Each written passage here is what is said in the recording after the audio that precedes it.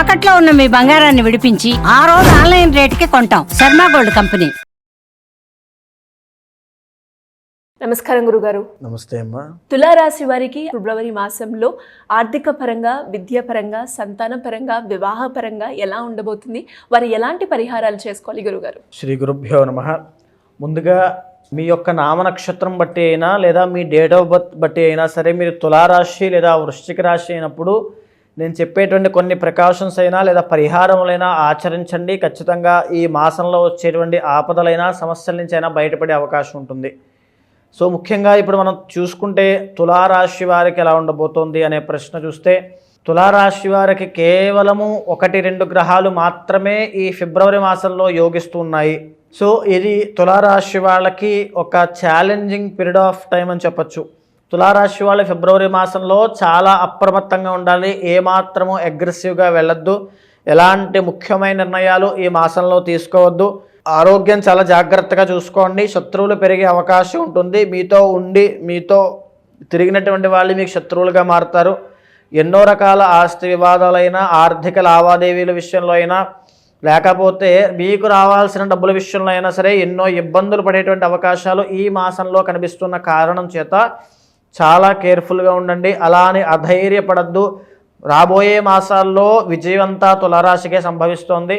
కాబట్టి ఈ మాసంలో కాస్త లో పీరియడ్ అనేది నడుస్తుంది. కాబట్టి కాస్త ఆచితూచి వ్యవహరించడం చాలా అవసరము. చాలా చాకచక్యంగా వ్యవహరించండి. ఎందుచేత అంటే 5వ స్థానంలో, పంచమ స్థానంలో రవి, శని, బుధులు అనేటువంటి గ్రహాలు యోగిస్తూ ఉన్నాయి. ప్రేమ వ్యవహారాల్లో అపజయం పొందే అవకాశం ఉంటుంది.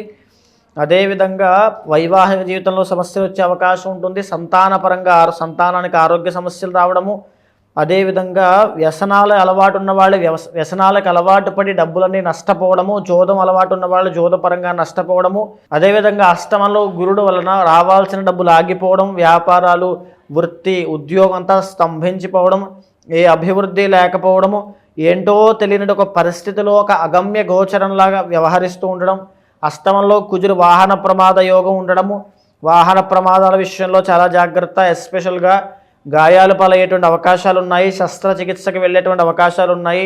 ఈ మాసంలో హాస్పిటల్కి వెళ్ళేటువంటి అవసరం కనబడుతుంది. కాబట్టి మరీ ముఖ్యంగా చాలా జాగ్రత్తగా ఉండండి. స్పిరిచువల్గా భగవంతుణ్ణి ఆరాధన చేసి భగవన్ నామస్మరణతో మంత్రానికి సరెండర్ అయ్యి భగవంతుడికి సరెండర్ అయినప్పుడు మీకు వచ్చేటువంటి సమస్యలన్నీ కూడా తొలగిపోయే అవకాశం ఉంటుంది.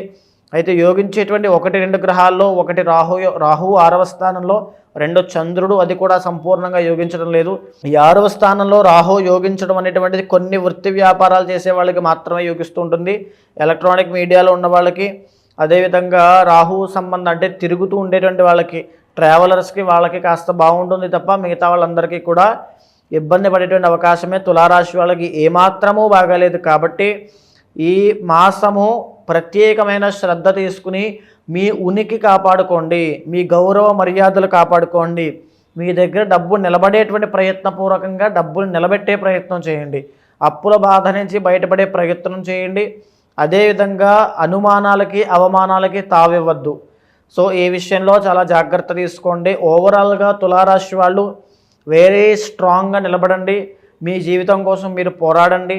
రాబోయే మే, జూన్ నెల తరువాత నుంచి అద్భుతమైనటువంటి రాజయోగం మీకు పట్టబోతుంది. ఆ రోజు కూడా నేనే చెప్తాను మీకు ఎలా పట్టబోతుందో. కాబట్టి ఈ మాసంలో మీకు పరిస్థితులు అనుకూలించట్లేదు. కాబట్టి మీ ఇంటర్నల్ జాతకం చూసుకుని దశ అంతర్దశలు ఏమిటి, దాంట్లో ఏ దశ అంతర్దశ నడుస్తుంది, అవి ఎలా ఉన్నాయో చూసుకుని ముఖ్యమైన నిర్ణయాలు, శుభకార్యాలు కానీ ఏమైనా ఉంటే కాస్త పోస్ట్ పోన్ చేసుకోవడం చాలా అవసరము. ఈ సమయంలో అంత ఖర్చు పెట్టేటకన్నా పోస్ట్ పోన్ చేసుకోండి. ఆరోగ్యపరంగా వృద్ధులు అయినా సరే, యువకులైనా సరే, ఎవరైనా సరే, యంగ్ ఏజ్లో ఉన్న వాళ్ళైనా ఆరోగ్యపరంగా ప్రత్యేకమైన శ్రద్ధ తీసుకోవడం అత్యంత అవసరము. ఎలాంటి పరిహారాలు చేసుకోవాలి గురుగారు? మరీ ముఖ్యంగా ఏ రోజు మానకుండా ప్రతిరోజు సూర్యోదయం కంటే ముందే నిద్రలేచి వెంకటేశ్వర స్వామి గుడికి వెళ్ళి నమస్కారం చేసుకోండి. లేదా దగ్గరలో ఉన్నటువంటి శివాలయానికి వెళ్ళి నవగ్రహాల చుట్టూ 9 ప్రదక్షిణాలు చేసి స్వామివారికి అంటే నవగ్రహాలన్నిటికీ కూడా నవధాన్యాలు అక్కడ వేసి నవగ్రహాల ముందు ఆ నవధాన్యాల మీద ఆవు నేతితో దీపం పెట్టండి. నవగ్రహ దోషాలన్నీ తొలగిపోతాయి. ధన్యవాదాలు గురుగారు. నమస్తే అమ్మా.